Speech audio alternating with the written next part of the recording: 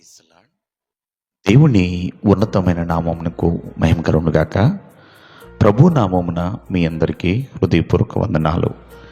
ఈ ఉదయకాలము దేవుని వాక్యాన్ని విందాం. యెహోషువ గ్రంథము 1వ అధ్యాయము 6వ వచనము. నిన్ను విడవను, నిన్ను ఎడబాయను, నిబ్బరము కలిగి ధైర్యముగా ఉండము. ప్రియమైన వాళ్ళరా, భక్తుడైన మోషే మరణము తర్వాత దేవుడు యెహోషువను ఇశ్రాయేలుకి నాయకుడిగా నిలబెట్టి ఉన్నాడు. మరి అటువంటి పరిస్థితుల్లో అంతమంది ప్రజలని యెహోషువ నడిపించాలి. స్వాధీనపరచుకోబోయి వాగ్దాన దేశమైన కనాను దేశానికి తను వారిని నడిపించాలి. ఇశ్రాయేలు ప్రజలు మోషేనే ఎన్నో మార్లు ఇబ్బంది పెట్టినవారు. అటువంటి పెద్ద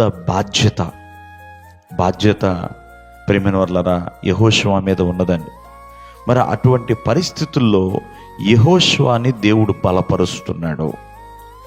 ఏమని బలపరుస్తున్నాడంటే, నేను నిన్ను విడవను, ఎడబాయను, నిబ్బరము కలిగి ధైర్యముగా ఉండము అని చెప్తున్నాడండి. అంతేకాకుండా నేను మోషేకు ఎలాగా తోడుగా ఉన్నానో నీకు కూడా అలాగే తోడుగా ఉంటాను. నీ బ్రతుకు దినములన్నీ కూడా ఏ మనుష్యుడు కూడా నీ ఎదుట నిలవలేరడు. అంటే ఎంతమంది శత్రువులైనా రానివ్వండి, వారి నీ ఎదుట నిలవబడకుండా నేను చేస్తాను అని ప్రియమైన వాళ్ళరా దేవుడు యెహోషువను అంతగా బలపరుస్తూ నిలబెడుతున్నాడు.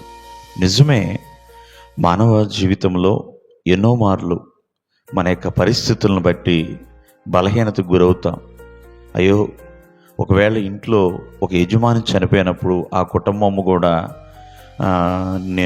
ఎవరు నాకు తోడుగా ఉన్నారు, ఎవరు ఇలా అండగా ఉంటారు, ఎవరు నన్ను బలపరుస్తారు అని బాధపడుతూ ఉంటారు.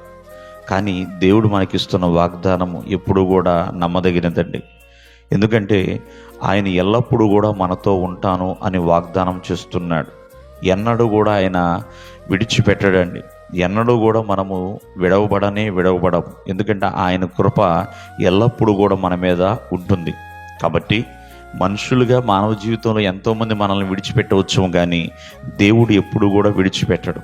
కావున ఎల్లప్పుడూ కూడా ఆయన బలమైన హస్తము మనకు తోడుగా ఉందని ఎల్లప్పుడూ నమ్ముతూ విశ్వాసం ఉంచుతూ దేవుని పట్ల విధేయత చూపిస్తూ దేవుని యొక్క ఆజ్ఞలను అనుసరించి ముందుకు కొనసాగాలి. దేవుడు మిమ్మల్ని ఆశీర్వదించును గాక. ఆమేన్.